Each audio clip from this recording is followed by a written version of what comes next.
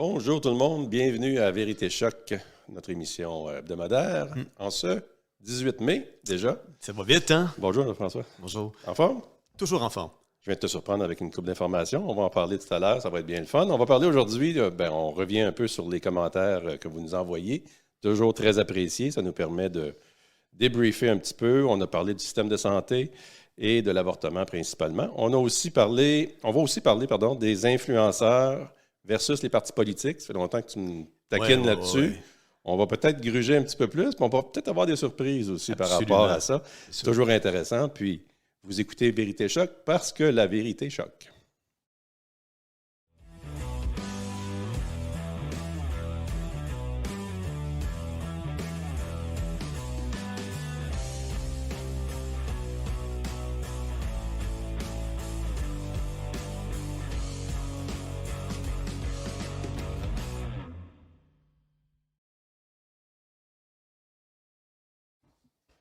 On a eu le temps de prendre notre petit verre d'eau. Alors, à la santé de tout le monde.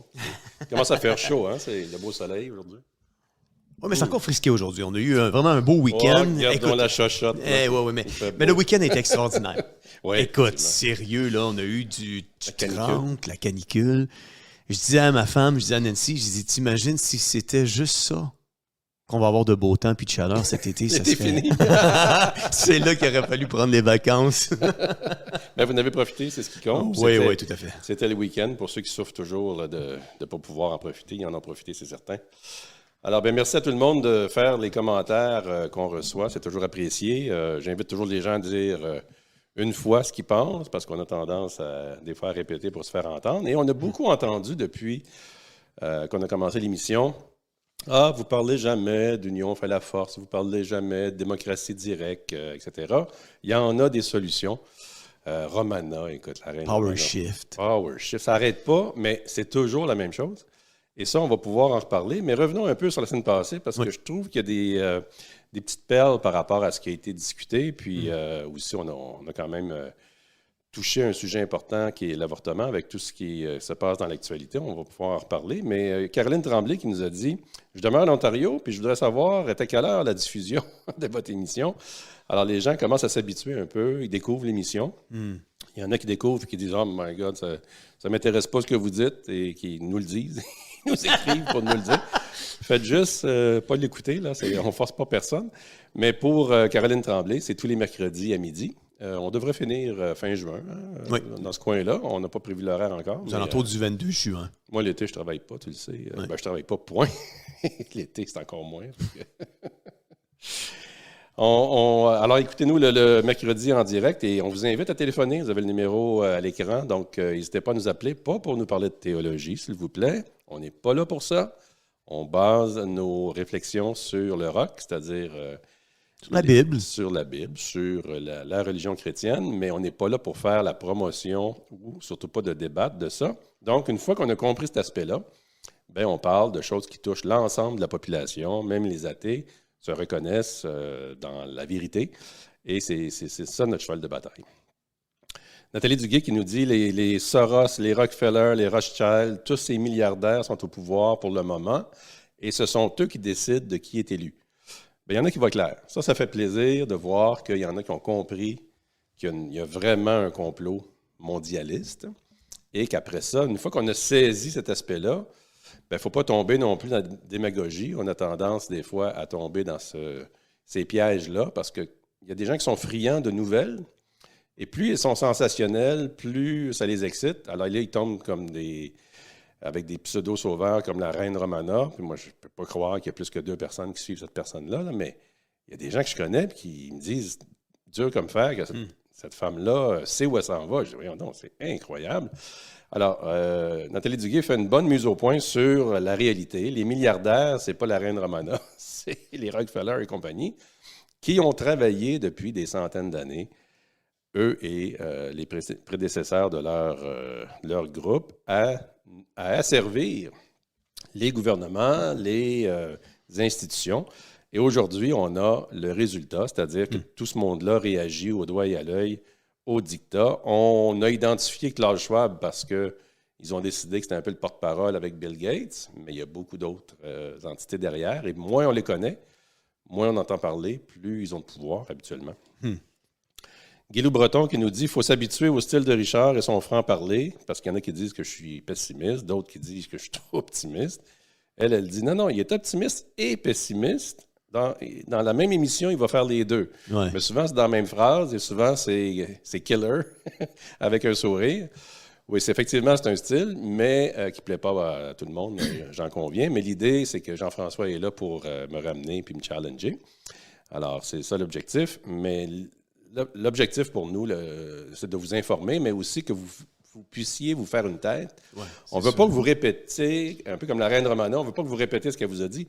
On veut que vous disiez à l'émission Vérité Choc, j'ai vu des points de vue intéressants et ça me permet, moi, d'être capable de débattre. C'est ça l'objectif. Est-elle vraiment reine?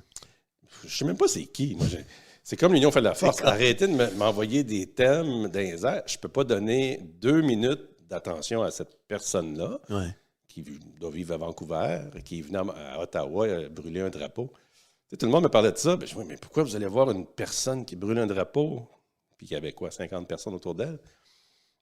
Puis encore? Puis là, renverser le gouvernement. Je ne sais pas ce qu'ils disent, là. Ouais. Je ne comprends pas que ça marche, mais ça fonctionne. Alors, c'est toujours étonnant.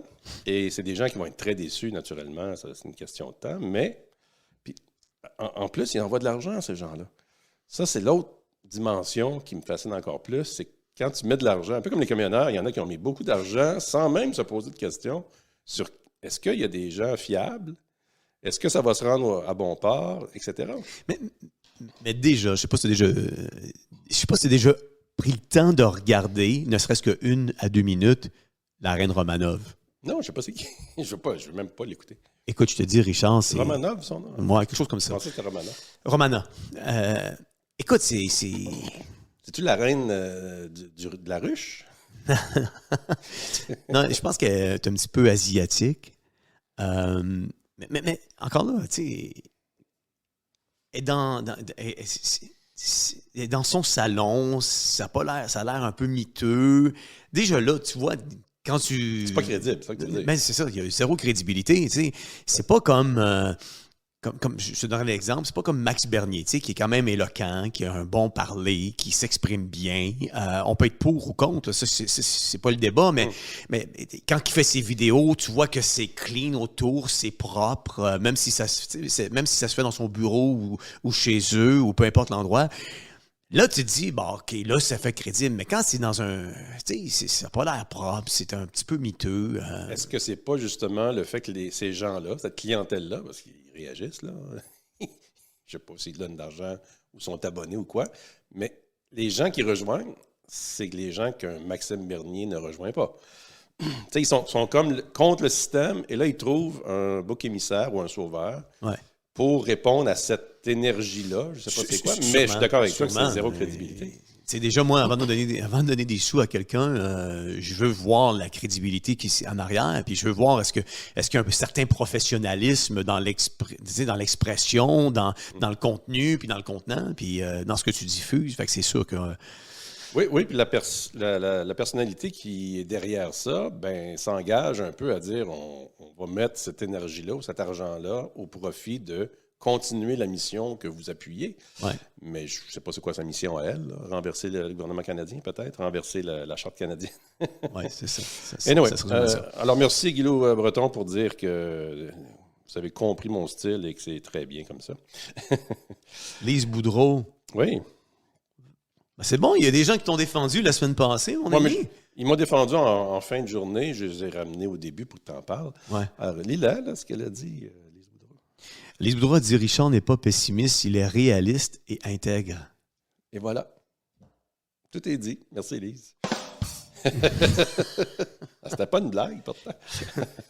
Non, on fait bien des blagues, mais l'idée, c'est que vous soyez d'accord ou non avec un de nous deux, c'est secondaire. On n'est pas là pour se monter un fan club.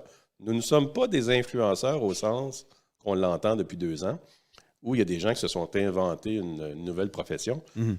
Notre objectif, c'est d'aider à comprendre le milieu politique et aussi de ne pas tomber dans les pièges qui vont nous être dressés. La Bible nous dit que l'époque apocalyptique va nous amener des faux sauveurs. On commence à les voir point, là, tout simplement. Donc, c'est un peu ça l'objectif aussi. Sylvie Mercier qui nous parle, j'ai pu payer mes 2 employés, j'ai pu payer un maxi en allant au supermarché, mais 2 employés m'ont suivi. Ça répond un peu à ce que tu disais la semaine passée. Jusqu'à mon automobile, ils ont photographié la plaque d'immatriculation. Mais vous voyez. Puis là, elle dit, écoute, j'ai 64 ans, moi là, je ne suis pas injecté, puis je me fous d'eux autres, puis etc. Donc, un petit peu de torque, Sylvie Mercier, bravo. Mais des employés qui décident de jouer à la police au point d'aller photographier une plaque d'automobile, on voit que la ligne a traversé bien des fois depuis 2 ans. Et en bout de ligne, si elle était restée dans le stationnement, elle aurait peut-être eu une contravention, sinon, comme à Maléga, finir en prison. On voit qu'on a perdu le contrôle là, complètement. Et là, du jour au lendemain, cette dame-là, qui n'ira plus à ce supermarché-là, j'imagine. Ce que j'espère, c'est va être cohérent. Depuis le 14 mai, il n'y a plus besoin d'avoir la muselière. Donc, si elle y allait, ben, il n'y aurait plus d'employés pour la poursuivre. C'est sûr. Mais on cherche le trouble. On veut créer un peu des rages chez les gens pour qu'il y en ait un qui se fâche à un moment donné. Et je suis assez surpris et heureux que les gens soient plus calmes ici qu'aux États-Unis. Moins de violence, en tout cas. On a des cas quand même assez minimaux. Là. Le plus grave, c'est à Maléga, qui se retrouve en prison parce qu'il ne veut pas porter une muselière dans un endroit public. Et pour moi, Canadien Tire, c'est un endroit public. Ça a beau être un magasin privé, mais ils font juste respecter une règle qui est illégitime. Donc, lui, il se dit, toi, comme commerçant, tu ne peux pas me forcer à m'habiller d'une façon ou me déshabiller. Là. Mais tu vois, moi, là, je le mettais plus le masque. Puis vendredi, on était allé faire une belle ride de moto. On est parti, il était à peu près 11h30 midi. Puis en revenant, on revient, puis on est dans le coin de Châteauguay. Puis on arrête avec Jean-Pierre, qui est chroniqueur au niveau de la politique internationale, puis nos conjoints. On arrête dans un petit casse-croûte qui est bien connu. Je vais taire le nom parce que je veux... Écoute. À l'intérieur. Oui, on arrête, puis on pouvait manger à l'extérieur, mais là, on s'en va pour commander à l'intérieur, mais on met pas de masque, là. Écoute, on est vendredi, il est rendu 7h30, 19h30. Okay. Le lendemain, à minuit, il n'y a plus. Il renforce encore le... Et je te dis, il n'y a jamais le propriétaire voulu nous laisser rentrer dans le resto sans masque. Moi, je dis, moi, je ne rentre pas dans le resto d'abord. Fait que Nancy a dit, ben, écoute, je vais aller commander ce que tu veux, mais finalement, tout le monde a quitté, on ne voulait pas rester là. Écoute, quand c'est rendu qu'à 4 heures à peu près de ne plus être obligé de porter le masque, que tu fais encore suer ta clientèle pour dire non, c'est encore en vigueur, vous rentrez avec votre masque. J'étais comme, voyons donc, c'est terminé. Moi, je ne vais plus te voir, mon ami, là, c'est terminé. Et être cohérent, être conséquent, c'est que tous ces commerces-là qu'on a boycottés pendant 2 ans, on ne devrait plus les encourager non plus. Là, sauf si c'est vital. Il y a un minimum vital. C'est quoi la différence entre 19h30 puis samedi matin, 9h? C'est jamais rationnel. Il y a zéro rationnel là-dedans. Tu es debout, il y a un virus. Tu es assis dans le restaurant, il n'y a pas de virus. À l'Assemblée nationale? C'est l'inverse. C'est l'inverse. Juste là, tout le monde était checké mat. De toute façon, docteur, comment il s'appelait? Arruda. Oui. Il nous disait dès le début, oubliez ça, les masques. Ça ne sert à rien, un masque pour un virus. C'est même pire. Vous allez vous en... Du jour au lendemain, ils ont changé. C'est même marqué sur la boîte. Ils ont su le mémo, en plus, c'est écrit sur la boîte, mais ils ont su le mémo de l'Organisation mondiale de la santé pour dire, vous devez faire ça. Ils se sont mis à le faire. Quand je dis que les médecins perdent une crédibilité, c'est que la science, tu ne peux pas nier la science. Là. Oui, puis souviens-toi, on a reporté du 1er mai au 14 mai. Parce qu'on disait, de toute manière, la majorité de la population va le garder parce qu'ils ont peur. Pourquoi ils ont fait ça? Oui, je sais, à cause du 666 jours. C'est évident. Mais néanmoins, ce que je veux dire, c'est que, regarde, le 15 mai, moi, les endroits publics que j'ai fréquentés, là, la majorité des endroits, là, il n'y avait pas un qui avait leur masque. Je suis allé au supermarché pour la première fois depuis 2 ans. Ça a changé dans ton coin? Mais j'étais allé à Calgary quand j'étais là-bas. Ouais. Et quand je rentrais, j'étais toujours en train de... Mais oui. Je ne comprenais pas que je marchais sans que personne m'agresse. Je me suis habitué après 6 semaines là-bas. Et quand je suis revenu, non, je n'irai pas me battre ici. Donc là, quand je suis rentré samedi, j'ai vu 0 personne masquée dans tout le supermarché. Imagine. Il y en a qui disent, il y en a 10 %. C'était 0%. Et quand j'ai croisé de près des personnes âgées qui sont complètement brainwashées sur on est tous des virus à 2 pattes, Ben, il reculait, là. Il respectait, il se poussait pour ne pas être dans ma bulle. Donc, eux autres avaient peur, mais ils n'étaient pas masqués. Donc, on a quand même... Il y a comme une espèce de souffle qui est arrivé. Mais là, ce qui arrive, c'est que les gens pensent que tout est réglé. Et on a vu les attitudes changer du jour au lendemain. Il n'y en a pas eu de 2 ans de crise. Ça va bien aller. On est revenu à la case départ avec toutes les concessions qu'on a faites. Et les mesures d'urgence sont toujours en place. Ah oui. Et ils se sont donné un break, la CAQ, jusqu'à la fin décembre. Ils peuvent faire ce qu'ils veulent avec les contrats et tout le reste, sans appel d'offres. Attendez qu'ils soient réélus, identifiants numériques. Là, ils n'auront plus besoin de nous surveiller, voir si on porte une muselière ou non. Ils vont juste nous désactiver. Quand tu arrives à la caisse pour payer et qu'ils ne veulent pas te faire payer si tu ne portes pas ta muselière, puis là, tu es obligé de laisser ta commande pour t'en aller. Ça, c'est des gens qui nous disent ça. Bien là, ils vont juste dire on enlève son numéro, on le désactive. Si ça, c'est pas la marque de la bête, je ne sais pas ce que c'est. Même Jean-Pierre qui rapportait la semaine dernière que les voitures vont être munies, les prochaines voitures, là, d'un killer switch. Bien, en fait, en France, ça existe déjà. Ouais. Sur tous les véhicules depuis 1 mois à peu près. C'est obligatoire. Et ça va venir partout, c'est évident. Mais il y a déjà une boîte noire dans un véhicule, hein, tu le savais. Quand il y a un accident, par exemple, les policiers vont sortir les enregistrements. Donc, ils vont savoir, avant l'impact, s'il y a eu un ralentissement, un freinage, etc. Et ça, personne n'est à peu près au courant de ça. T'imagines? On a un appel? De Pierre. De Pierre. Bonjour, Pierre. Bonjour, Pierre. Ça va bien? Oui, bonjour. J'ai de la difficulté à vous entendre, mais en tout cas, je vais... Allez-y, nous, on vous entend très de mon bien. mieux. C'est parfait. OK, ben je veux parler à Jean-François. Ah ben, je vais m'en aller. Jean-François, j'ai écouté ton histoire de restaurant, Jean-François. Oui. Puis, je sais que c'est déplorable. Même moi, j'ai commencé à enlever le masque avant le 14 de mai. Mais je veux dire une chose importante. C'est important de vraiment comprendre la tolérance parce que, OK, le restaurateur, il a peut-être pas été gentil pour 3-4 heures, mais la différence que tu cherches à comprendre entre 19h30 et minuit, c'est 6 000 $. C'est pas compliqué, là. Le restaurateur, je pense qu'il a voulu continuer à se protéger par pure coïncidence, peut-être, là. Mais on vit dans un monde complètement capoté. N'importe qui peut dénoncer n'importe qui, là. Fait que moi, à sa place, le restaurateur, je ne le juge pas. Je pense qu'il a voulu exempter les 6 000 $ d'amende. Oui. Puis il a mis tous les inventaires de son bord. Et voilà. Merci, Pierre. C'est ce que je voulais dire. Oui, mais oui, je sais qu'il ne veut pas avoir le 6 000 $. C'est évident qu'il ne veut pas avoir le 6 000 $. Puis c'est justement parce que les gens n'ont pas de conviction puis n'ont pas de posture qu'on est rendu ce qu'on est rendu aujourd'hui.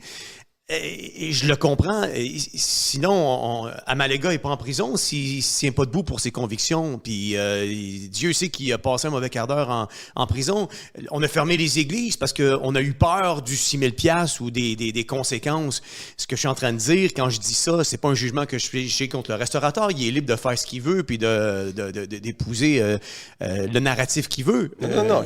Il va à l'encontre de nos droits. OK? C'est un endroit semi-privé, semi-public.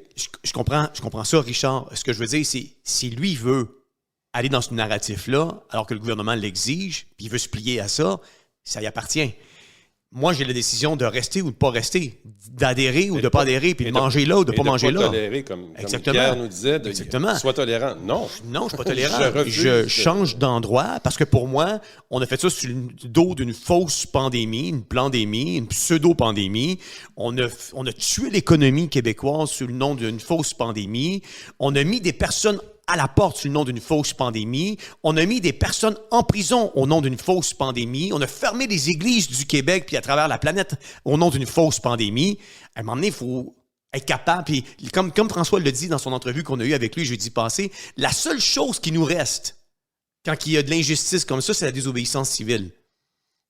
Puis je pense que moi, c'est un éveil que je fais aux gens. C'est à un moment donné, on n'est pas des valises, on n'a pas des poignées dans le dos non plus. Puis il faut se lever pour la justice puis la vérité. Et si on n'est pas prêt à aller en prison ou on n'est pas prêt à aller dans l'excès qui va nous amener dans le trouble, on peut au moins ne pas donner d'argent à un commerce qui a fait ce qu'il a fait.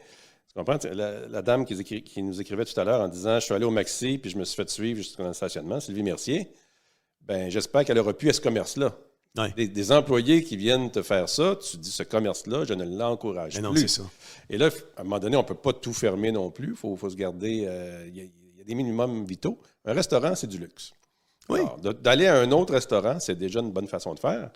Mais la plupart des restaurateurs qui auraient dû bouger dès le départ, ils avaient tous peur de perdre leur permis d'alcool. Hein? Oui. Ou de perdre leur clientèle. Puis beaucoup d'entre eux ont perdu leur clientèle et leur permis parce qu'ils ont fait faillite. Exactement. Parce qu'ils se sont laissés manger la laine sur le dos. Et à moyen terme, c'est ce qui risque d'arriver, qui va arriver, je suis persuadé. Si on poursuit avec le chat, on avait Marie Normand, parce qu'on parlait de santé la semaine passée. On référait un peu à Dr Letourneau qui nous avait téléphoné pour dire que lui était contre le narratif. Bien, Marie nous dit, pourtant, vous en avez beaucoup de médecins. Regardez, Réinfo COVID en est plein.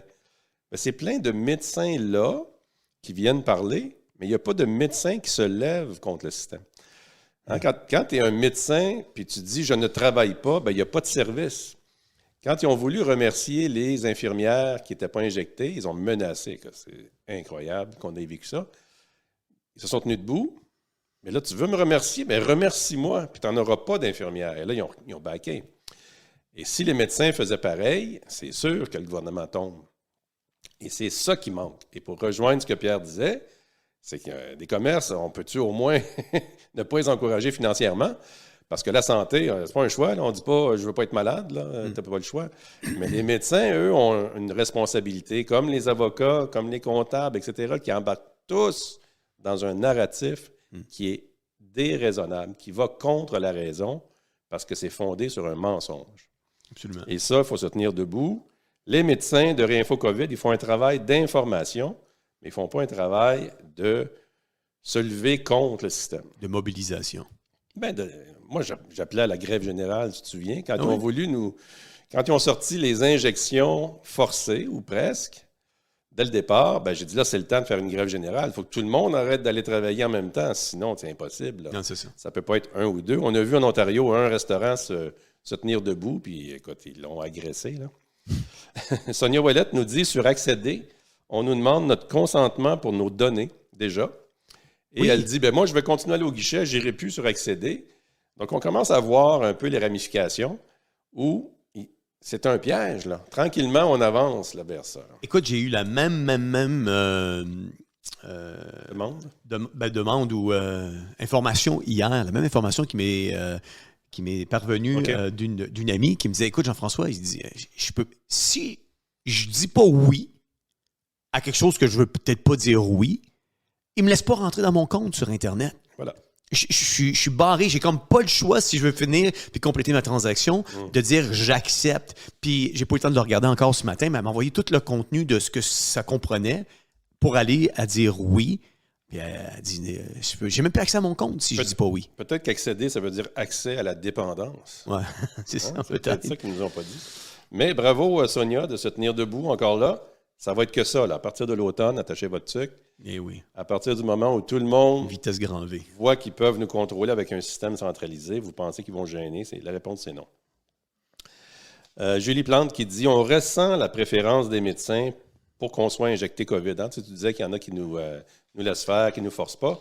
Mais il y a un malaise. Tu sais, quelqu'un qui est vulnérable, les enfants sont malades ou un accident, tu n'as pas accès à l'hôpital.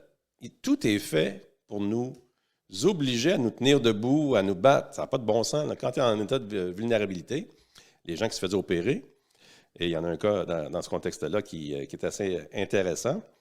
La dame dit « Mon mari a refusé les injections. Il y avait un problème cardiaque qui devait aller avoir une intervention, mais parce qu'il n'était pas injecté, on a refusé l'intervention. Et parce qu'il a refusé l'intervention puis qu'il était malade, ben la CSST s'en est mêlée avec le travail. Et l'employeur l'a remercié parce qu'il ne collaborait pas au système. Alors, allez dire à ces gens-là, on sent un malaise. C'est plus que le sentir, là, on te le dit carrément. Et on voit que c'est la liberté qui est laissée au plus petit maillon. Les deux employés qui ont suivi la dame dans le stationnement, qui ont pris l'initiative de prendre une photo de ta plaque automobile, tu sais que c'est criminel faire ça, là. Parce que tu es en train de faire de faire un suivi ou l'intimidation. Même une forme d'intimidation. Carrément, mais en plus, tu n'as pas le droit de prendre l'information, même si c'est public. Là. C'est comme prendre des photos dans une foule. Tu Tu n'as pas le droit de prendre les têtes de tout le monde sans leur permission. En tout cas, c'est compliqué. Mais on a tellement transgressé ça que là, c'est le petit employé d'un supermarché qui décide de prendre l'initiative, ou pire, que son employeur il a dit de faire ça. Fait qu'il faut à un moment donné qu'on soit capable de se tenir debout globalement. Et comme je disais à Dr. Trottier, si vous ne vous levez pas, vous, contre ça, puis vous dites, bypasser le système, ça va bien aller, bien, il y en a une maudite gang. Pas de Dr. Les Tourneaux.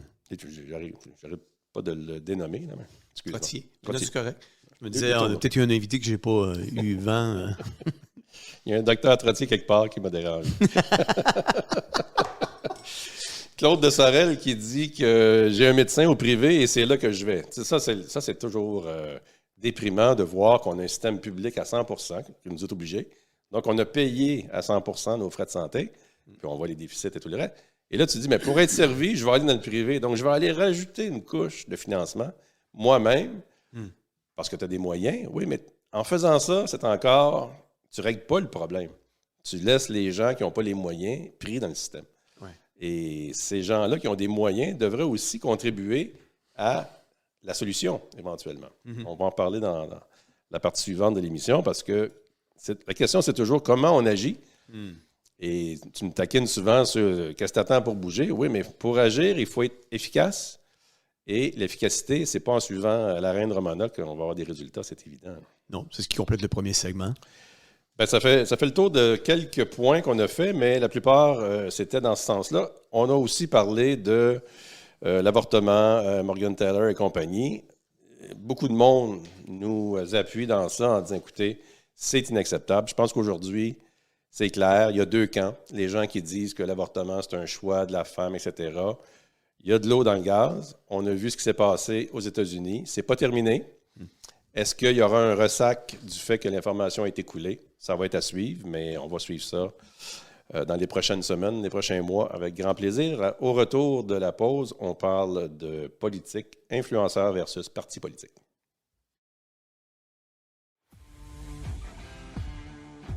Vous avez perdu confiance en nos gouvernements? Vous partagez les principes conservateurs traditionnels? Vous vous demandez pour qui voter? UnionConservatrice.ca représente une réponse politique au-dessus de la partisanerie. Il est temps de s'unir pour défendre nos valeurs nationales. Adhérez à UnionConservatrice.ca afin d'agir efficacement tous ensemble pour le bien commun dans le respect de nos droits. UnionConservatrice.ca.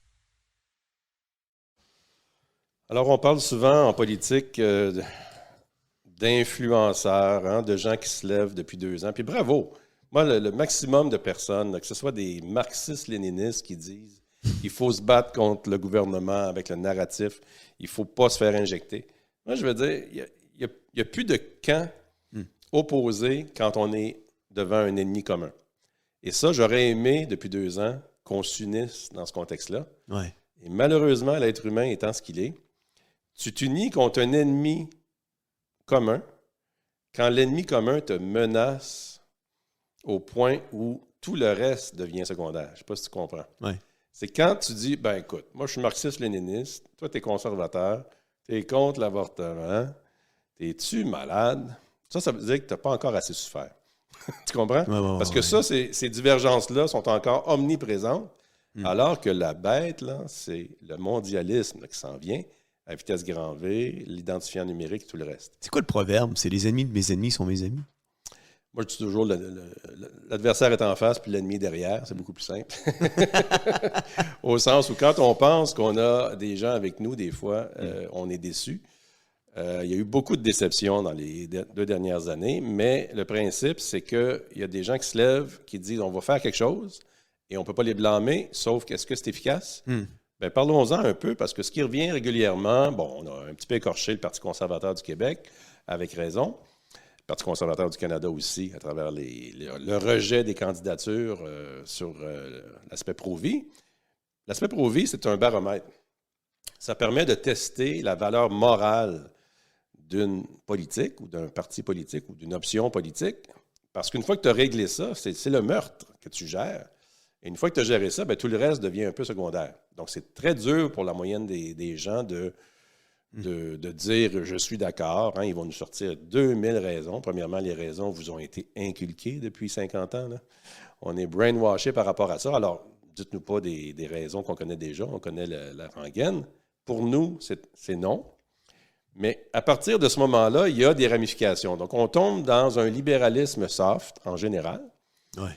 Et, comme je vous dis, le Parti conservateur du Québec, c'est un parti libertarien. Donc, libertarien, ça veut dire libéralisme. Mais avec une connotation économique conservatrice, c'est-à-dire l'État est beaucoup trop gros, etc., etc. Donc, il y a un côté socialiste au libéralisme qui est très présent. Je vais prendre votre argent et je vais subventionner les gros joueurs. Les gros joueurs ne paieront pas d'impôts. On a vu les excès. Le système est en train de s'effondrer. Les libertariens sont contre cette dimension-là. C'est plus des gens d'affaires, des gens qui ont eu des responsabilités économiques et qui vont dire ça n'a pas de bon sens, c'est à ça qu'on va s'attaquer. Ça devient un discours strictement matérialiste. Et le libéralisme, il va jusque dans ces ramifications-là. Et quand on regarde les autres, parce qu'une fois qu'on a regardé le Parti conservateur du Québec et qu'on se dit c'est encore le même système, le Parti conservateur du Québec va finir par élire des députés. Après ça, va finir par être peut-être l'opposition officielle et va peut-être être le gouvernement sur 10, 20 ans. C'est à peu près le cycle. On a vu la CAQ, que ça a pris une dizaine d'années. Mais c'est toujours des politiques libérales. Donc, en bout de ligne, le libéralisme va s'adapter à la tendance et la tendance va s'adapter aux sondages, aux influences, aux institutions qui, elles, sont libérales. Fait que le monde pense qu'ils sont au centre. Vous n'êtes pas au centre, vous êtes exactement là où... On veut que vous soyez. On veut que vous soyez et on vous amène toujours vers la gauche au sens politique. Et le Parti conservateur du Québec, à cause de tout ce qu'on a décrit, s'en va de plus en plus vers cette option-là parce qu'ils veulent être élus. Éric Duhaime était contre le masque pour les enfants, pas pour le masque au complet. Il le portait lui-même. Qu'est-ce qu'il a fait samedi matin? Il s'est fait prendre en photo dans les fruits et légumes au supermarché pour dire « Ça fait donc du bien faire son marché, pas de masque. » Et là, tout le monde va dire « voyez bien qu'il est contre les masques. » C'est ça du clientélisme. C'est que tu joues sur des petits clips. C'est un peu comme la publicité lorsqu'on nous dit « Achetez mon auto, achetez mon auto ». Et tu finis par dire « Je focus sur cette marque-là parce que je la vois tous les jours. » Mais il y en a peut-être une panoplie qu'on ne voit pas.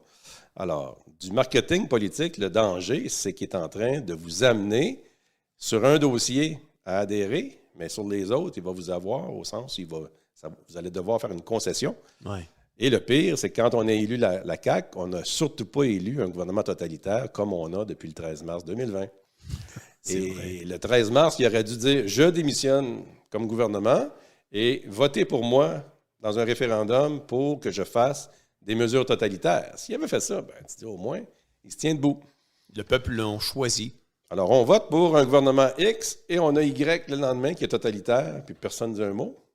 Aucun bon sens. Même au fédéral, Trudeau, c'est la même chose. Mais il était minoritaire. Puis on l'a réélu minoritaire. On aurait dû le débarquer. Ça, c'est l'insulte. Est-ce que les élections sont truquées? On pourrait en parler longtemps. On ne peut pas présumer, mais on peut voir que la population est de leur bord, là, est manipulée.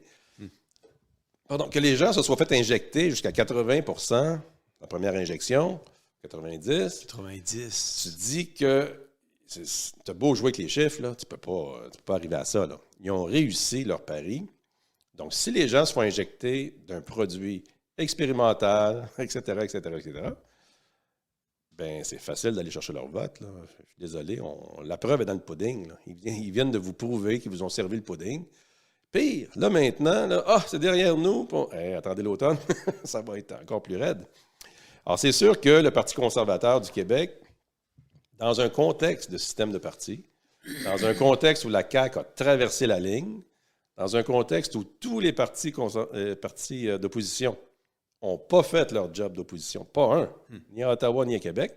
C'était tous des chevreuils qui attendaient les lumières s'en venir, deer in the headlights. Donc, eux autres sont tous... Quelqu'un qui va voter pour un de ces partis-là, posez-vous des questions. Là. Ça n'a pas de bon... Vous êtes la source du problème. Et le Parti conservateur a la chance d'être nouveau, a la chance d'arriver avec certaines politiques qui ont du bon sens. Alors, entre la CAQ et le Parti conservateur, je l'ai répété souvent, votez Parti conservateur, mais si vous êtes moralement constant... Dans vos convictions? Bien, avez-vous des convictions? Le libéralisme, c'est zéro conviction. Ma liberté finit là où la tienne débute. Écoute, zéro conviction. Ma ligne est ici. Tu me brasses un peu, ben ma ligne est rendue là.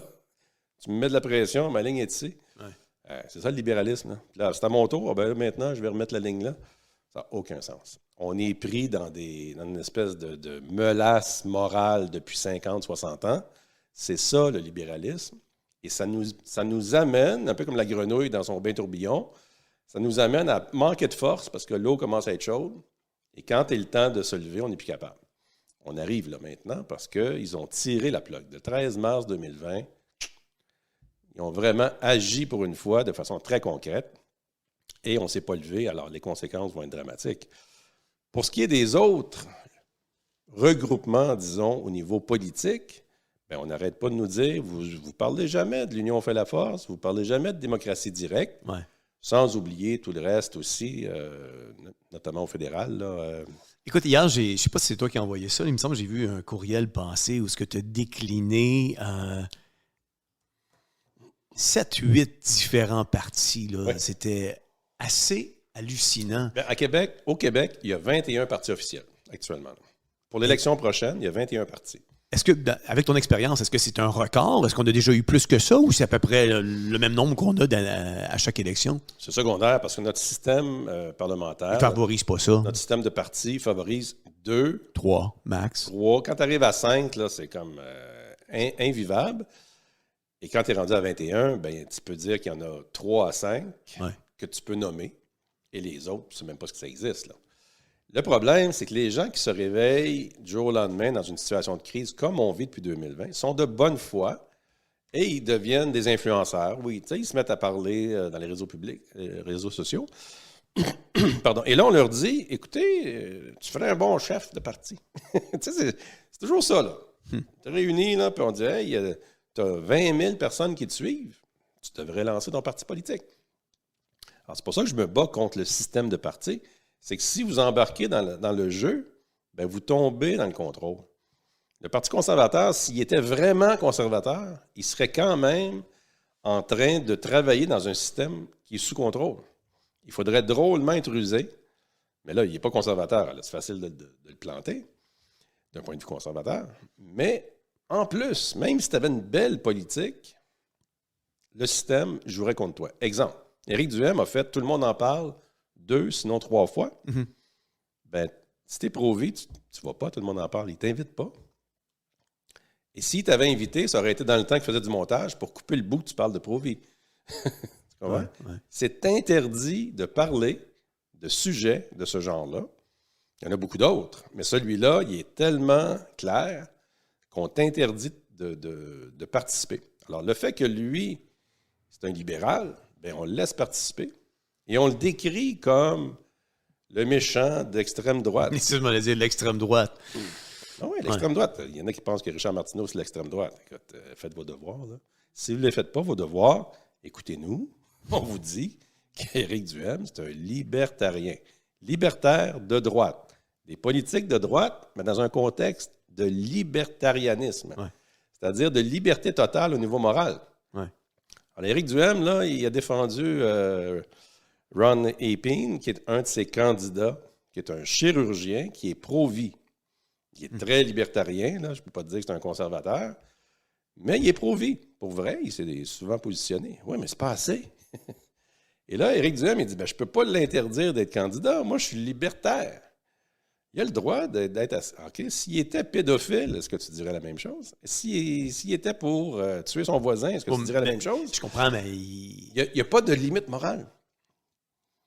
Mais qu'est-ce que tu suggères? Tu aurais suggéré qu'ils disent quoi par rapport à quelqu'un qui se lève pour la vie? Je te dis que les autres partis, Legault s'est levé en disant « Moi, je ne peux pas croire qu'il y a un député ou un candidat dans un parti qui ne sera pas pro-avortement. Ouais. » Okay? Il a dit ça carré, la politique de Trudeau. Là. Quand Trudeau a sorti la CAQ aussi le dit. Non, mais la CAQ vient de le mettre en place. Pas juste la CAQ, même Anglade l'a mis en place. Oui, mais les autres partis d'opposition aussi sont tous pro-avortement. Absolument. Et Éric Duhaime, il est pro-avortement. Mais il ne peut pas dire à son candidat pro-vie, je t'exclus sur cette base-là, parce qu'il est libertarien. Donc, il a raison, Éric Duhem, de dire un instant, là, c'est pas Legault qui va me dire quel candidat je dois mettre. Oui. Parfait, il s'est tenu debout, bravo. Mais est-ce que ça en fait un parti pro-vie? La réponse, c'est non. Et là, il faut comprendre ces nuances-là avant de tomber dans le panneau. Non, je suis entièrement d'accord. Et je touche un peu à Georges la semaine passée, oui, mais où tu appuies Ron Epine, qui est pro-vie. Oui, mais Ron Epine, es-tu élu? S'il est élu, as-tu du pouvoir? La réponse est non. Quelle est la philosophie du parti? Ça, c'est important. Et la philosophie politique, il n'y en a pas 2000. Si vous avez la reine Romana qui se lève un matin, il n'y a pas de philosophie reine Romana, là. C'est de la démagogie, c'est de l'imbécilité. Que ça fonctionne, ça me scie les jambes, là, mais ça fonctionne un peu. On ne verra jamais la reine Romana diriger le pays, là, oubliez ça. Mais on peut voir un Éric Duhem diriger le pays, et là, les gens vont dire « il n'est pas prouvé pendant tout. » Est-ce qu'il est conservateur? Est-ce qu'il est libéral? Est-ce qu'il est marxiste, communiste? Est-ce qu'il est libertarien? C'est ça les questions de base. Oui, mais moi, la politique, on ne s'invente pas une politique. J'entends déjà, Richard, les auditeurs qui sont en faveur du Parti conservateur du Québec, Éric Duhem en l'occurrence, dire « Mais là, qu'est-ce que tu veux de plus? Là? Il a protégé quand même des candidats pro-vie qui sont au sein de son organisation. Même si ça ne fait pas de son organisation une organisation pro-vie, il respecte ceux qui se présentent, qui sont pro-vie, puis qui affichent ces convictions-là. » C'est quand même... Est-ce que tu votes pour un gouvernement qui fait ça, ou tu votes pour un gouvernement qui va avoir des politiques pro-vie? C'est ça la question. Oui, mais présentement, il y a zéro gouvernement à travers le Canada. Puis je comprends ce que tu me dis, là. Je vais échapper mon verre d'eau. Je comprends ce que tu me dis. Sauf que, est-ce que tu es mieux d'avoir quelqu'un qui est beige ou quelqu'un qui est carrément est-ce que tu es mieux d'avoir quelqu'un, par exemple, on parle pour parler, là, comme, je sais pas moi, on a eu cette discussion-là avec... puis c'est juste ma réflexion, là. On a quelqu'un comme, par exemple, Leslie Lewis, ouais. qui au fédéral, qui participe à la course à la chefferie du Parti conservateur du Canada, et puis qui a des politiques qui sont un peu grises, beige par rapport à l'avortement. Elle est au Québec, d'ailleurs, actuellement. Elle est au Québec. Elle arrive au Québec aujourd'hui. Fait que tu vois, est-ce que tu es mieux de voter pour quelqu'un comme Leslie Lewis pour être ton prochain chef qui représente le Parti conservateur du Canada, même si elle a des politiques... Et ça n'arrivera pas. Je comprends. Je comprends ce que tu dis, mais qu'il y a des politiques quand même sur la vie, certaines politiques sur la vie, versus d'avoir quelqu'un comme Justin Trudeau qui est carrément à l'opposé de ça, puis qui a zéro. On est tellement dans le libéralisme depuis qu'on est né, là, soyons clairs, nous, là, même moi qui est assez vieux, je suis né dans un système libéral. OK? Ouais. Qu'on se fasse à croire n'importe quoi, le libéralisme est omniprésent à l'éducation partout. Donc, ce que tu me dis, c'est est-ce qu'on est mieux de prendre un petit bout de pain, une miette, versus un pain complet? C'est ça que tu me dis. Oui, mais là, on parle de chef. On parle de parti politique. Je vais y aller plus concret, Richard, parce que je pense que ce débat-là, je connais ta réponse, puis je me situe vraiment... Je suis un gars extrémiste de nature, j'aime pas les zones grises. Mais là, je fais le porte-voix des auditeurs qui nous écoutent. Est-ce qu'on est mieux d'avoir quelqu'un qui va mettre des politiques, qui va favoriser, mettons, les centres de grossesse, comme Leslie Lewis le dit? Qui définit quelqu'un?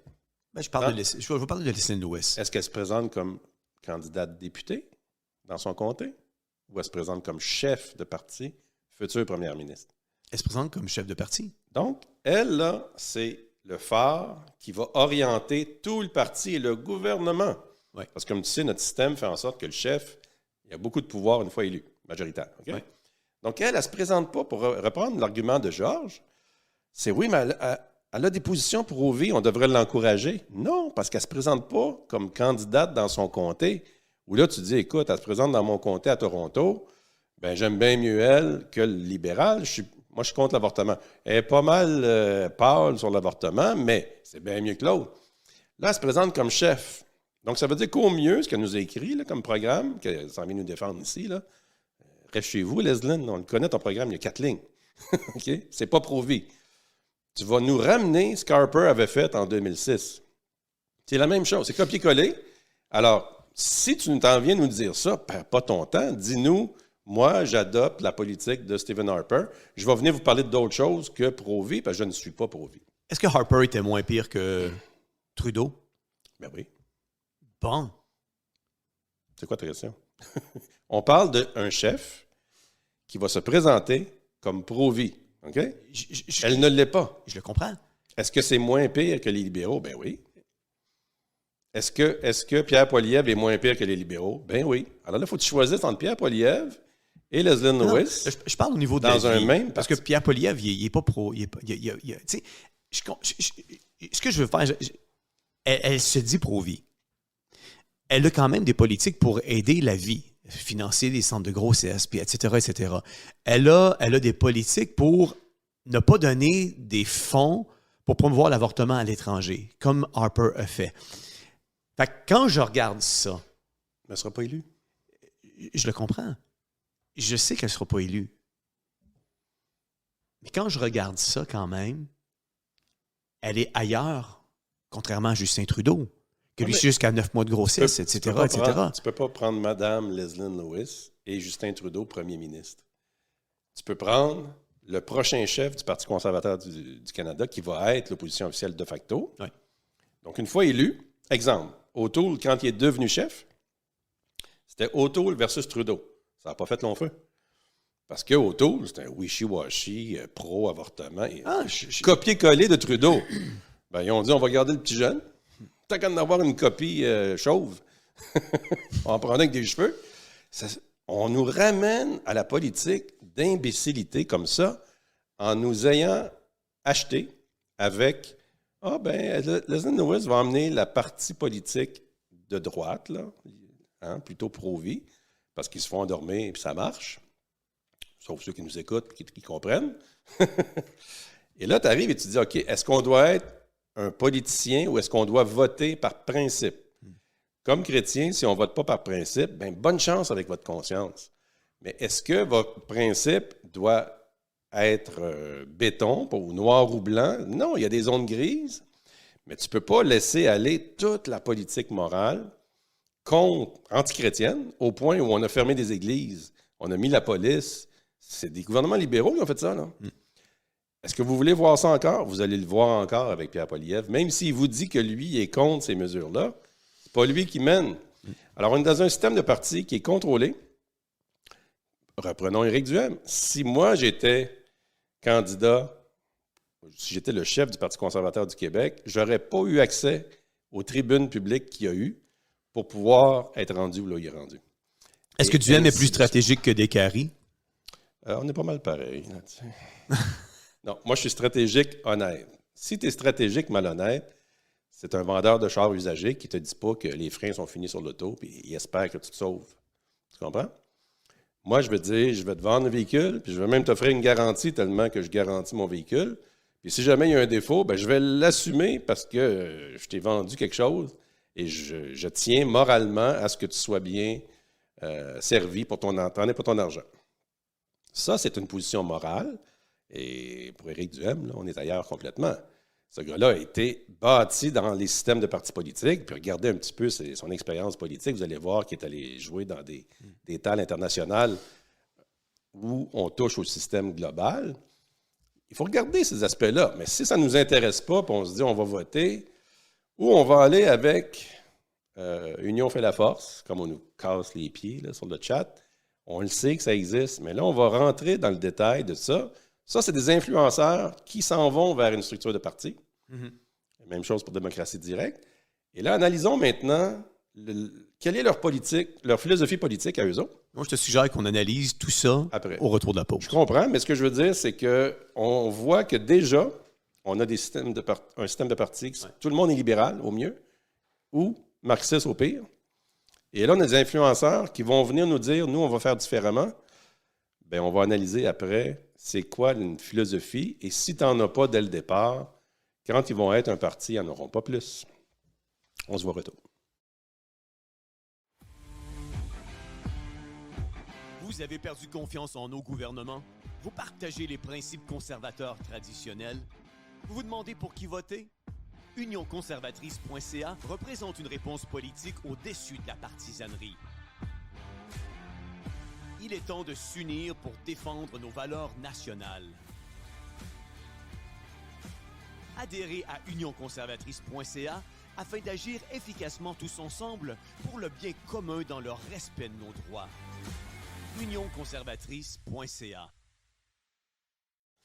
Alors, parlons-en des influenceurs qui deviennent, avec tout leur réseau de gens qui suivent, puis qui envoient des chèques, etc. Ben, bravo, puis on est content, là, ils parlent contre les mondialistes. Maintenant, ils passent à une autre étape. Ils disent, là, maintenant, vous allez nous faire confiance. Ouais. Et on va vous prouver qu'on est capable, nous, d'être différents que ce qu'on appelait avant les vieux partis. Hein? Il y avait toujours libéral, PQ. Là, tu arrivais avec la CAQ, tu disais, ah, les vieux partis, ça a toujours été pareil. Qui est à la CAQ? C'est les anciens péquistes et libéraux. Tu as même l'ancienne mairesse de Longueuil, là, qui est péquiste depuis toujours, qui va se présenter pour la CAQ. On voit que c'est de moins en moins clair, la philosophie politique, quand on vote pour un parti. Même le Parti libéral, dépendant du chef, des fois, il y a des politiques plutôt libertariennes. D'autres fois, c'est carrément marxiste. Tu sais, les transfuges, ce sont ceux qui changent de parti, qui étaient pour, mettons, comme l'ancienne mairesse de Longueuil qui était péquiste, puis que tout d'un coup, elle se ramasse caquiste. Eh bien, il y a beaucoup d'opportunistes aussi. Tu sais. Ben, là, on voit qu'il y a une vague caquiste qui est prédominante, fait qu'elle veut être élue. Puis Elle a attendu que Longueuil passe à la CAQ. Ouais, c'est ça. Elle était mairesse de Longueuil. Fait qu'elle a dû se dire, écoute, moi, je suis péquiste depuis toujours. C'est un comté péquiste depuis toujours. Ouais. Là, il vient de passer à la CAQ. Ben, je vais mettre mon énergie avec la CAQ, qui s'est dit une coalition. Quand ils ont commencé, le nom, c'est Coalition Avenir Québec. Avenir Québec. Pardon, c'est pas un nom improvisé. Il s'appelle Coalition parce qu'ils ont dit, on va prendre les fédéralistes et les souverainistes ensemble. Écoute, quand ils ont fait ça, j'ai dit, ça n'a aucun bon sens. Là. Mais ça a un bon sens au niveau de l'organisation parce que tu offres des jobs aux péquistes les meilleurs, aux libéraux les meilleurs. C'était ça à l'époque. Il y avait à peu près 2 partis. Et tu t'en vas chercher un peu l'organisation de l'ADQ, qui ont eu pour une pièce, avec 4 députés chambranlants qui ont mordu à l'hameçon. Et Legault se retrouve avec la plus grosse machine d'organisation politique au Québec, totalement libérale, et depuis 2020, totalement totalitaire. On n'est même plus dans le libéralisme versus le conservatisme. Non. On est dans un système de parti qui est soumis à un dictat mondial qui vient carrément contrôler le premier ministre. Et c'est ça qu'on vit depuis cette époque-là. C'est pas pour rien que ça va mal dans les chaumières. Et là, on se dit, est-ce que quelqu'un qui est dans son auto et qui fait des lives, c'est ça, là? Moi, je suis fasciné par ça, là. Les gens qui ont 20 000 personnes qui suivent dans son char en train de péter une coche, là, puis qui prennent 8 minutes pour dire « Jeannette, es-tu là? » Puis on va attendre qu'il y ait du monde. Je suis fasciné par ça. Je dois être parce que je suis trop vieux, là. Mais je le confirme. C'est pas de l'information, c'est comme, comment je pourrais dire ça, c'est des émotions pures qui rejoignent du monde qui veulent entendre ça. Ouais. Et avec ça, on va faire un parti politique et on va renverser la CAQ. Hein? Quand on disait que le Parti conservateur d'Éric Duhaime va renverser la CAQ, mais regardez Longueuil, ce qui s'est passé. Eux autres, là, le Parti conservateur, c'est ce qu'il y a de plus loin en termes d'organisation, structuré dans le système de parti, qui fonctionne. Ils ont fait leur devoir de la bonne façon, sont rendus à quelque part 10-14 %. C'est une excellente croissance. Et ils vont faire élire des députés à l'octobre prochain. Est-ce qu'ils vont rester 10-14 %? Oh, ils ne reculeront pas parce que la base qui les a mis là, c'est la base anti-mondialiste, qui n'a pas d'autres familles politiques pour l'instant. On va parler des 2 autres. Mais cette famille politique-là, qui va les suivre, va être déçue. Moi, j'ai travaillé pour la CAQ en 2018. J'ai été déçu le 13 mars. Alors, tu perds des gens, mais ils calculent, eux autres, est-ce que je peux laisser aller cette branche-là? Comme les Partis conservateurs du Canada ont laissé aller sa base pro-vie. Ils les bloquent. Il n'y a pas un membre du Parti conservateur du Canada qui est pro-vie, qui est représenté. Ben non, il y en a 39 qui ont paru dans le Journal de Montréal. Je ne reviens pas là-dessus. C'est tellement de la désinformation, c'est tout ça. Fait que revenons, le premier des 2, allons-y avec Démocratie Directe, parce que lui est déjà reconnu comme parti politique. Alors, quand tu fais une demande de parti à Élections Québec, donc tu demandes à ton bourreau quelles sont les conditions pour que je vienne en cellule chez vous. C'est à peu près ça, là. Je caricaturise, là, mais c'est pas loin de ça. Pas loin de la réalité. Alors, eux autres sont tous fiers de dire « Hey, les 20 000 qui me suivent, là, c'est le fun, on va mettre sur pied un parti. » Et là, ils regardent sur le site web d'Élections Québec. Ils disent « Là, ça me prend 100 signatures. » Fait qu'ils en ramassent 150. Ma belle-mère, mon beau-frère, etc. Là, ils envoient ça. Ils remplissent une belle enveloppe, un beau formulaire. Ils envoient ça, et là, ils attendent. Est-ce que tu dirais que démocratie directe, c'est l'équivalent de citoyens au pouvoir qui font une forme de démocratie directe aussi? Ben, citoyens au pouvoir était déjà un parti. Oui, avant, oui, c'est sûr. Mais il faut comprendre que tu ne peux pas dire « je suis un parti et tu existes ». Non. Le Parti conservateur du Québec est parti à 0. Ouais. Il s'est retrouvé à 1 à 2 % pendant 10 ans. Et depuis qu'Éric Duhem est là, il est monté à 10-14 %. OK? À cause d'un contexte, là. C'est pas Éric Duhem qui est un génie. C'est qu'il y a une grosse frustration dans la population après 2 ans. Ouais. Et la frustration chez les gens, c'est de dire, moi, tu sais, Rambo Gauthier, il dit, je peux pas croire que la FTQ, ils font rien depuis 2 ans pour les employés. Ouais. C'est un syndicat.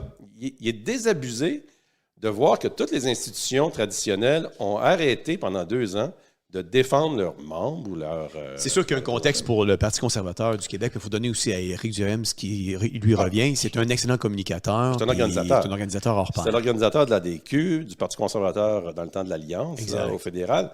Donc, il faut rendre à César ce qui est à César. Absolument. Éric, je le connais bien, c'est un bon organisateur, mais on n'est pas d'accord au point de vue moral. Ça se limite à ça. Au niveau économique, on s'entend comme Laurent Onfroy. Sauf qu'il n'y a pas le courage d'agir économiquement contre l'avortement. On reviendra pas là-dessus. Démocratie directe, oui, tu as raison. Ça ressemble beaucoup à citoyens au pouvoir. Et ça, c'est des gens qui se disent, bien, si tout le monde, là, vous et moi, les 20 000 qui me suivent, on décidait ensemble, okay? Ça serait parfait. C'est comme un référendum constant. Okay? C'est du populisme. Ouais. Il y a une tendance dans le monde à faire ça. En fait, c'est le vote populaire qui l'emporte. Dans leur tête. Dans leur tête, oui. Dans les faits, là, mets 50 personnes dans une salle et va me trouver une décision. Va prendre une décision. Je ne sais pas si tu te souviens des carrés rouges, là. Ils faisaient des assemblées plénières pendant 18 heures pour accoucher d'une souris, là. Tu comprends? Pendant ce temps-là, tu avais Nadeau-Dubois avec 2 autres qui disaient on part dans la rue puis on s'en va. Puis là, tout le monde suivait comme des moutons. Ouais. Mais l'Assemblée plénière, là, il est en train de parler des poignées de porte et des niaiseries semblables pendant des heures interminables. Alors, tous ceux qui mettent ça sur pied, des systèmes de démocratie directe, citoyens au pouvoir, ils se perdent dans des assemblées qui terminent jamais. C'est des fantasmes. L'Agora du peuple qui s'est mis sur pied depuis 2 ans, on m'avait approché, ben, je dis, ce que j'aime de votre approche, c'est que c'est temporaire. Ça a été temporaire à maudit. Une fois qu'ils ont eu le logo, la chicane prend qui va être le chef, l'autre tire la couverture. Là, il n'y a pas de politique, il n'y a pas de philosophie politique. Et c'est ça que je veux en venir aujourd'hui.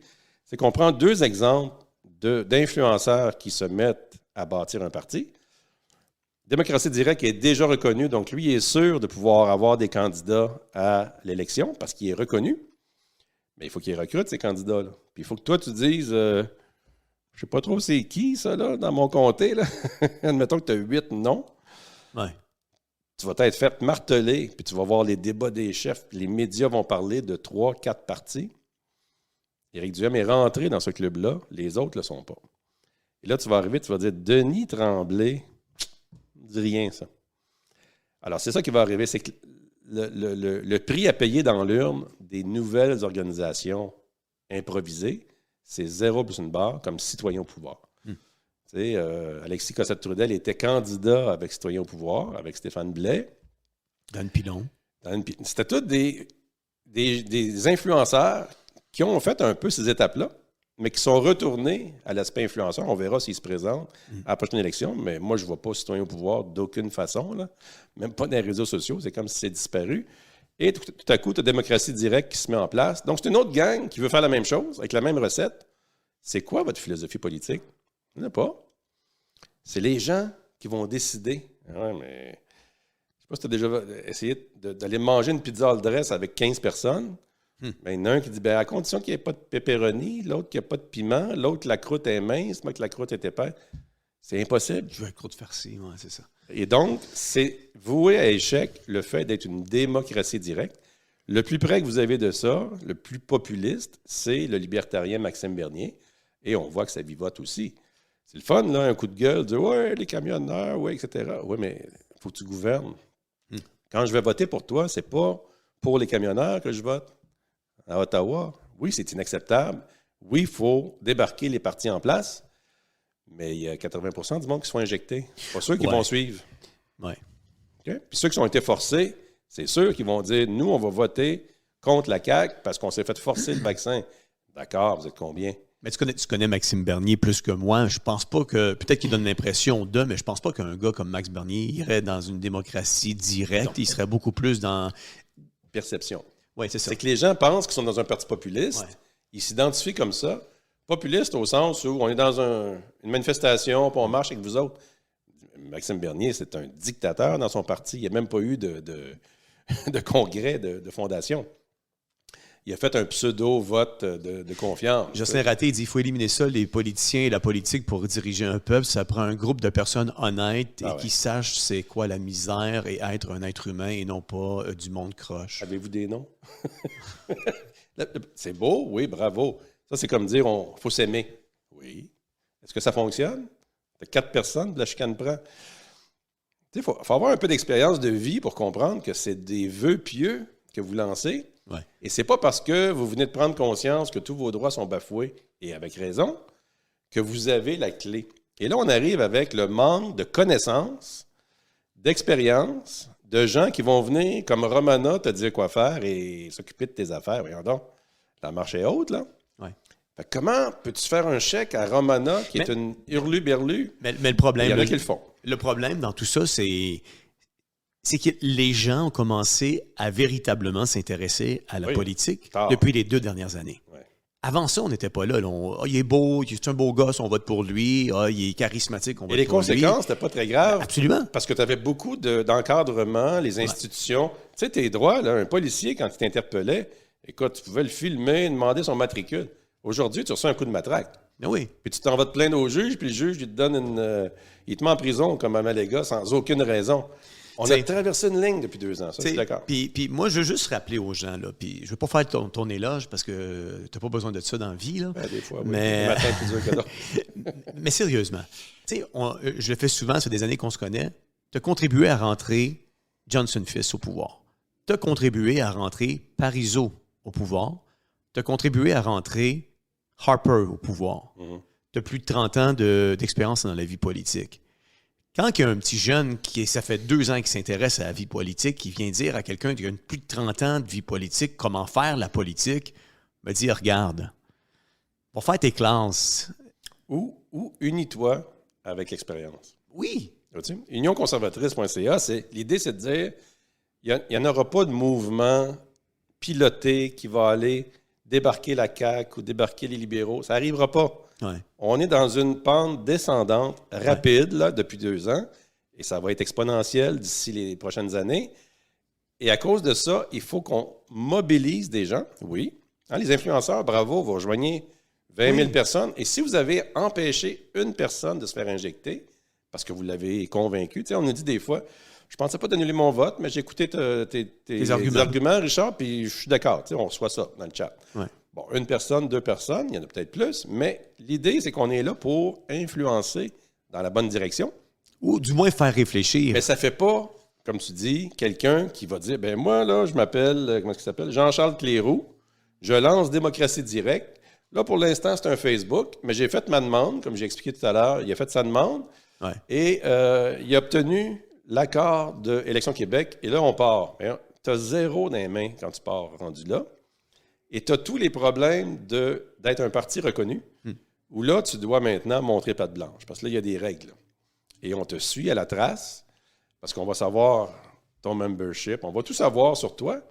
Et si tu déroges à ce qu'on te demande, ben il va y avoir des conséquences négatives pour toi. Ouais. Financiers, les candidats, ils ne réalisent pas, là, mais ils s'engagent financièrement. C'est pour ça que ça prend un agent, puis il faut que l'agent soit ça à coche au niveau des dépenses. Ouais. Tu n'as pas le droit de recevoir un chèque de quelqu'un qui est néo-nazi, par exemple, comme c'est arrivé à Derek Sloan. Il ne sait pas, mais on lui reproche après, puis il y a des jeux de coulisses comme ça qui se passent. Alors, notre ami Démocratie Directe, j'ai écouté Jean-Charles Cléroux, il est bien sympathique comme personne. Oui. Mais il nous dit, sur son site web, là, sur sa page Facebook, Nous sommes pour la liberté de choisir sans jugement à l'égard des différences des autres.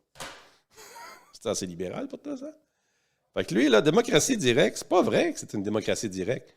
C'est un gars, un chef, il s'identifie comme chef, là, qui lui dit, ici, c'est ça notre mot d'ordre. Ouais. Donc, si moi, je dis, hey, démocratie directe, je vais aller avec ma gang de pro-vie, puis on va aller influencer les décisions. Puis si on a 60% de l'Assemblée, bien, ça va être notre position. Bien, il va vous attendre avec une brique et un fanal parce qu'il va dire non, non, non, non. Ici, là, c'est le libéralisme. Parce que le libéralisme philosophique, il est plus fort que Jean-Charles Cléroux. Et j'espère pour lui qu'il le sait. Mais s'il ne le sait pas, j'y annonce qu'il est libéral. Déjà, comme Éric Duhaime, comme François Legault. Tu comprends? Les seuls qui ne sont pas libéraux, qui sont communistes, c'est Québec solidaire. Des vrais communistes avérés. Fait que Trudeau, Québec solidaire, même combat. Fidel Castro, Mao. Tout le reste est libéral. Tout le reste est libéral. Alors, démocratie directe, faux non. C'est pas une démocratie directe. Parce que le chef a déjà dit que ce ne sera pas ça. Il dit même dans son programme, parce que là, il dit, bon, ben, on va s'occuper de l'éducation. Ben, dans l'éducation, sais-tu qu'est-ce qu'ils veulent faire? Réformer les commissions scolaires. Je cite ce qui est sur son site, là. Les commissions scolaires ont été abolies. Oui, c'est ça. Il n'a pas eu le mémo. Tu comprends? Lui, il faisait d'autres choses, là, dans la vie. C'est complexe, là, le gouvernement. Hey, tout suivre ça. Tu parlais de 30 ans d'expérience. J'en ai vu passer des folies. Mais je les connais parce que je les ai vus. Mais lui, il faisait d'autres choses. Et là, il arrive puis il fait une erreur énorme. Et vous allez suivre ça. Il ne sait même pas de quoi il parle. Non. Fait que pour l'éducation, là, on va repasser, parce que comme toi et moi, on a vu les combats en éducation, sur l'éducation sexuelle, sur le cours ECR. Il y a tellement de débats de fond sur l'éducation. L'autorité parentale qui est bafouée par la CAQ au point de dire les parents, vous allez passer au cash bientôt, on va vous enlever vos enfants si vous refusez le narratif du gouvernement. Lui, il va arriver quoi? Il va parler des commissions scolaires qui ont déjà été abolies. Je caricaturise un peu, il est peut-être plus sophistiqué que ça, mais c'est ça qu'on lit présentement. Mais quand même, Richard, c'est inexcusable. Tu es une personnalité... Non, mais c'est parce que c'est vrai. Tu es une personnalité publique, tu diffuses de l'information, on a juste une occasion de faire une bonne impression, surtout, là c'est toi qui l'as ramassé, ça aurait pu être... Ça m'a pris 2 minutes, là. Oui, exact. Si on revient à ce que tu disais tout à l'heure, c'est que si Jean-Charles Cléroux, il se présente, admettons, pour Parti conservateur du Québec, ouais, comme candidat dans Drummondville, OK? Saint-Jean-sur-Richelieu, Québec. Il se présente dans Saint-Jean, puis bon, le parti dit oui, tu ferais un bon candidat. Et lui, il s'en va dire ça. Moi, je vais m'occuper de la réforme des commissions scolaires. Il va avoir un appel du parti qui va dire, écoute, on va t'expliquer les grandes lignes, là.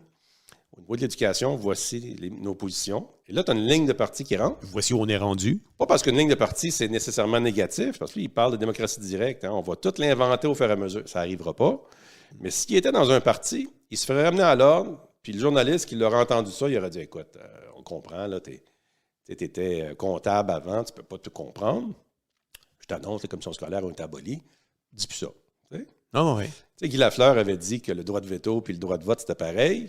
Quand il l'avait mis au référendum, je l'ai rencontré, Guy Lafleur, il m'a dit « Je peux pas croire que tu vis dans ce milieu-là. » Pour lui, il a tellement été brûlé par ça. Ouais. Il a fait une erreur. C'était un joueur de hockey. On aurait dû passer l'éponge. Non, parce qu'il se présentait comme ambassadeur pour le non au référendum. Tout le oui l'a ramassé. Ils ont tué leur idole.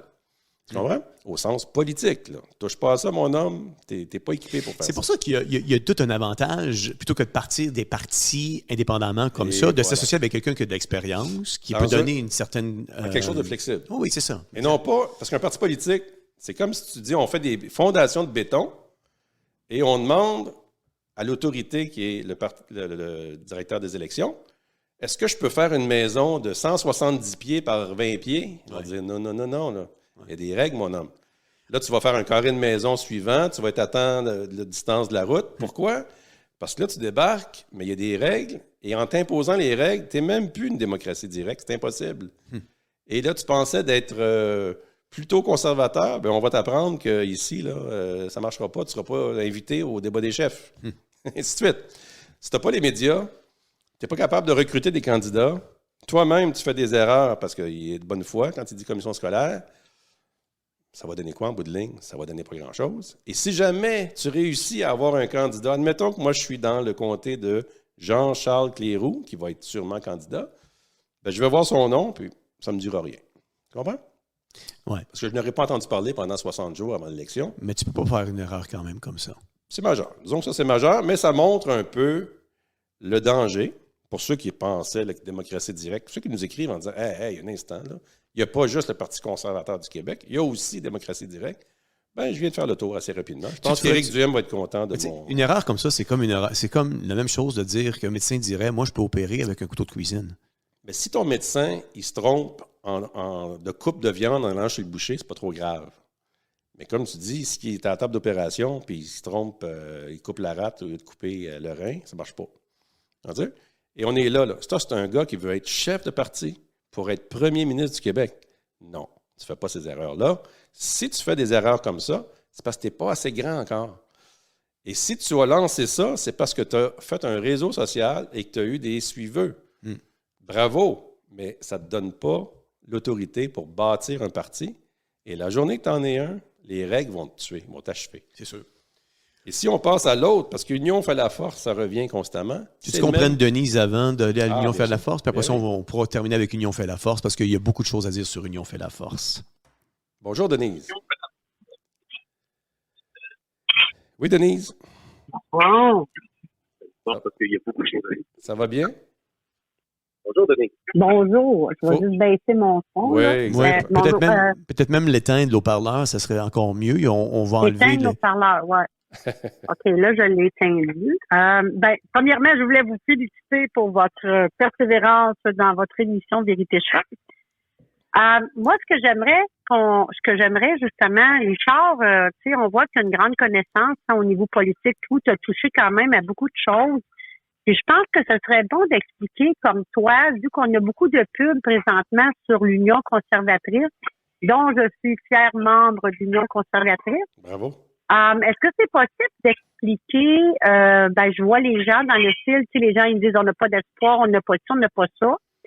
Je parle beaucoup des autres politiciens, des autres qui se présentent, mais toi, personnellement, qu'est-ce que tu aurais à offrir si tu étais demain matin, là, qui pourrait devenir un chef là, pour faire la différence dans nos valeurs qu'on a comme croyants?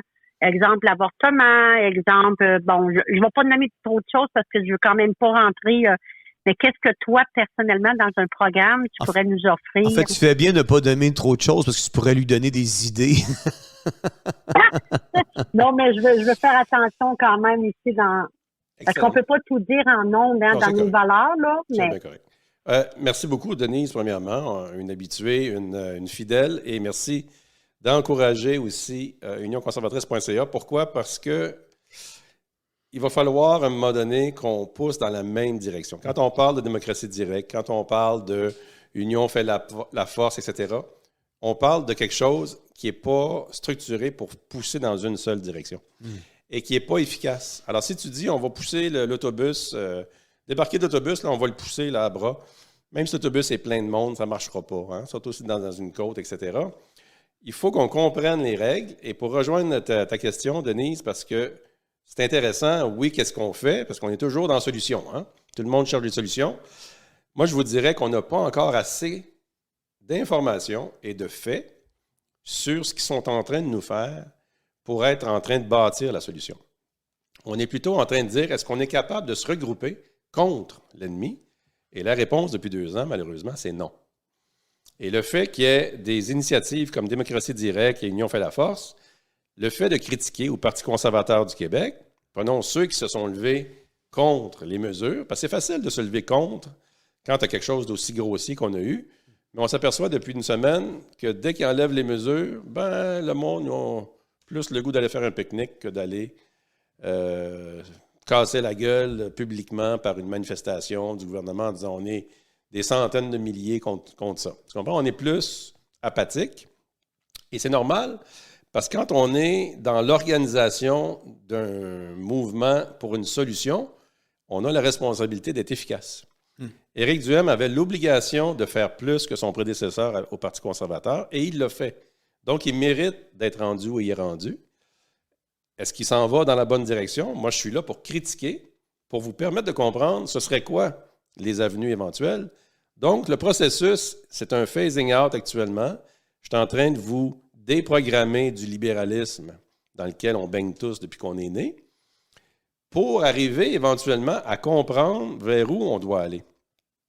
Et c'est tout un effort, parce que si on a vu avec Georges Buscemi, le lobby pro-vie accepter une candidate qui ne l'est pas, bien là, tu dis, t'es en train de laisser aller tes principes fondamentaux, comme l'AB, là, c'est ça ta raison d'être. Donc, imagine-toi, monsieur, madame, tout le monde, qui disent un instant, là, moi, je veux juste retrouver ma liberté d'avant pour voyager. Moi, je veux juste qu'on me respecte dans l'emploi. Je veux pas qu'on aille trop profondément. Une fois qu'on va avoir tout identifié, ces petits besoins-là, il faut qu'on mette ça ensemble dans une direction, et c'est là que ta philosophie politique doit être déterminante. Parce que si quelqu'un dit « Moi, j'ai vu ce que Trudeau a fait avec les comptes bancaires, avec les pauvres camionneurs à Ottawa, la police, les militaires, etc. », bien, pour être contre ça, je pense qu'il faut que je sois un conservateur. Parce que le libéralisme, Trudeau nous prouve que ça va contre nous. Même chose pour Legault. Et là, si tu t'en vas dire « Non, j'embarque avec le Parti conservateur du Québec parce qu'il s'appelle conservateur », erreur. La philosophie politique est libérale. Donc, je suis en train de démolir, pour rejoindre ce que Denise dit, je suis en train de démolir les châteaux forts qui se bâtissent ou qui existent pour dire, ben nous, quand on va commencer à construire, on va commencer sur le ciment, là, sur le roc, et non pas des morceaux du Parti québécois, comme la coalition Avenir Québec a fait. Parce qu'eux autres, c'est le boss mondialiste qui a mis ça en place. Hein? C'est Desmarais qui a monté ça, là, la CAQ, en 3 ans. Tu es en train de me dire qu'après 2 ans, tu n'as pas assez d'éléments pour pouvoir bâtir quelque chose. Ben, les éléments, c'est les personnes. Et quand je te dis que les gens ne se mobilisent pas, ben on le voit. Là. Essaye de mobiliser les gens aujourd'hui avec il fait beau, puis le masque est tombé. Ils vont dire, ben, ça va pas si pire, finalement. À cet automne, ils vont retomber en mode soit dépressif, parce qu'il y a beaucoup de problèmes, ou soit mobilisés. Mais si tu te mobilises en disant, ben moi, là, c'est la liberté de choix, ben, tu es libéral.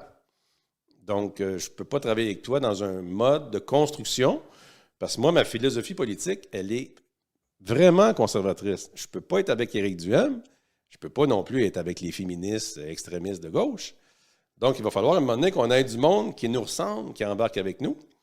Et quand Denise dit, ben nous, les chrétiens, on veut de l'espoir. Oui, mais l'espoir, c'est d'avoir quelqu'un qui se tient debout, qui le dit ouvertement. Théovox sert à ça. Et on n'est pas en train de dire, nous, on va monter un parti politique pour renverser la CAQ à la prochaine élection, comme eux autres font. On est plutôt en train de dire, vous avez besoin d'informations et on doit rééduquer les gens parce qu'on a été éduqués à l'envers. Quand on dit que tuer un bébé dans le ventre de sa mère, c'est un droit, bien, je pense que vous avez eu un lavage de cerveau pour dire ça. Ça n'a aucun bon sens. On aurait dit ça il y a 100 ans, vous auriez été pendus. Donc, ce n'est pas une évolution, ce n'est pas positif. Un peuple qui tue ses enfants ne peut pas avoir un avenir, c'est impossible. Terminons avec Union fait la force, parce qu'on arrive à la fin de l'émission. Exact. Je pense que c'est important d'en parler. Et c'est important d'en parler parce que ça a été une initiative de Serge Charbonneau. Et quand je dis c'est une initiative, c'est que je le vois parler dans les vidéos. Il est bien sympathique, Serge, mais il ne me vendrait même pas un bicycle usagé. Là. Tu comprends? Il est fin. Donc, il parle, puis il raconte des affaires, c'est correct. Et arrive tout à coup, pendant la vidéo, George Tiger Saman. Saman, oui. Qui, lui, est très bien, il a un bon langage, hein, il s'exprime bien. Lui, il pourrait vendre un frigidaire à quelqu'un dans le Nord. Tu comprends? On voit tout de suite la différence de personnalité. Est-ce que c'est un parti politique? Pas encore. Il explique dans la vidéo qu'ils ont fait la demande, sont en attente de l'Élection Québec. Puis là, ils espèrent beaucoup qu'ils vont être reconnus comme parti avant le 3 octobre. Peux-tu imaginer comment tu es à la merci du système quand tu dis ça, là, à 6 mois de l'élection? Bonne chance. Parce que démocratie directe est déjà reconnue, puis ça doit être difficile. Ça prend de l'argent, ça prend de l'organisation. Il faut que tu te déplaces à travers un grand territoire qu'est le Québec. Et si tu avais de l'argent, puis tu pouvais prendre l'avion, bien, tu ne peux pas si tu représentes les non-injectés, comme ça semble être le cas. Ainsi de suite. Tu comprends? Donc, Union fait la force. je regardais un peu George Tiger Salmon et ça m'a pris 5 minutes pour trouver quelques informations intéressantes. Je le qualifierais de gars dans son auto, influenceur, qui parle bien, qui s'exprime bien, mais je ne l'ai jamais écouté pendant 20 minutes, une demi-heure, 1 heure, des fois, qu'il nous tape. Là, je l'ai fait et je résumerais ça par « on est capable ». Dans le temps des motivateurs, dans les années 90, là, c'était... Ouais. Ils se réunissaient, les vendeurs, puis ils sortaient de là en disant « on est capable », mais le lendemain, ils retombaient dans leur réalité, puis c'était très difficile. Donc, être motivé, dire « on est capable », c'est une chose, mais tout ce qu'ils présentent est du cas par cas. C'est parce que tu ne l'as jamais vu péter un plomb non plus, George Tiger. Hier, je suis allé chez Tim Horton qui dit, là, puis Tim Horton, il refuse les non-injectés pour les camps de vacances. Ah ben moi, ça, c'est lui personnel, qui lit une nouvelle. Tu sais, comme Théo Vox, on lit une nouvelle, puis on le commente. Ben, c'est pas ça une philosophie politique. Non. Ça, c'est un gars, un influenceur, puis tant mieux, là, qui rejoigne du monde, puis qui les informe en disant, ça, c'est inacceptable. Mais Tim Horton, tu fais pas un pays avec ça, là. Quand même que moi, je ne vais plus chez Tim Horton. Tu comprends? Ça ne change pas grand-chose en balance, là. Qu'est-ce qui est la solution? C'est pas gérer Tim Horton. Donc, déjà là, je te donne un exemple qu'on est dans le cas par cas, on est dans la réaction, on n'est pas dans la philosophie politique. Il s'exprime sur les ratés du système politique et il dit, je le cite, « Il faut faire confiance à l'univers et à la loi du karma pour contrer les forces diaboliques. » Ça veut dire quoi, ça? Ben, je te le lis. Tu es supposé d'avoir compris. Lui, il t'explique ce qu'il fait.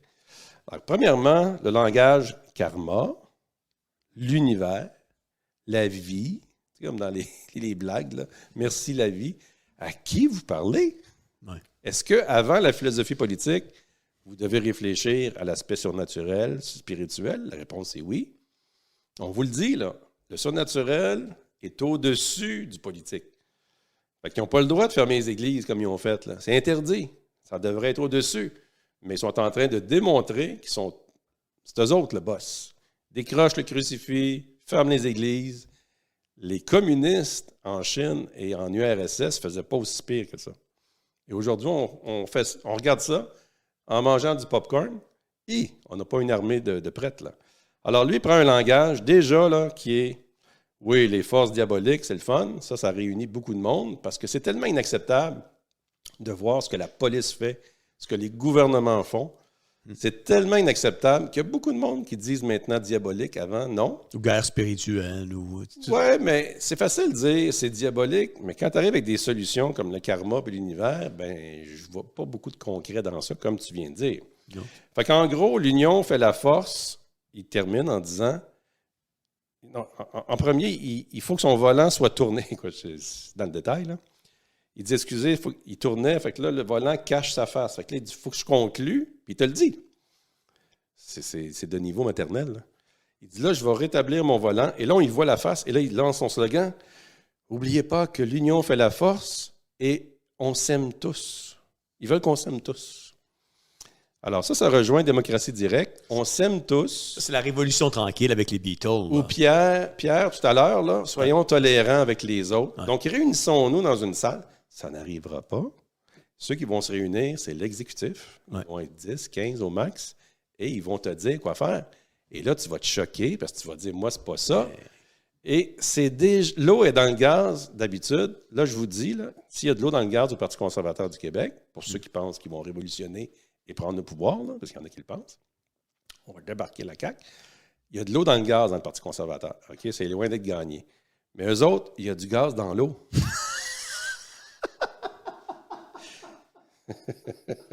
T'as pogné-tu? On dirait que oui.